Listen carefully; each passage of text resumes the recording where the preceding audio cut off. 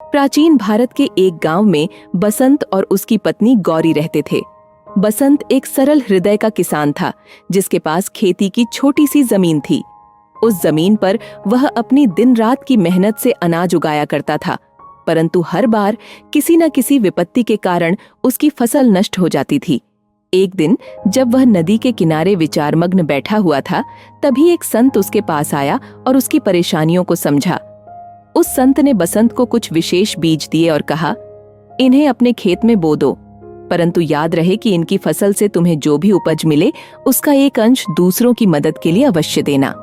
बसंत ने उन बीजों को बड़े प्रेम से बोया और उम्मीद से उनकी देखभाल की। कुछ ही समय में उन बीजों से अद्भुत फसलें उगाईं।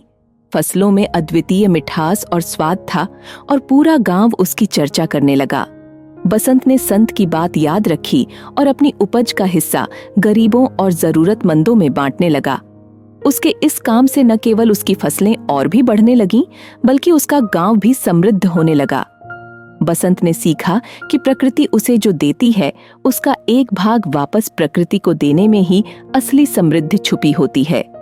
इस प्रकार बसंत की कहानी लोकधारा में बहने लगी और कहा जाने लगा कि जो भी दान की भावना से देता है, वही प्रकृति से अनंत गुना प्राप्त करता है।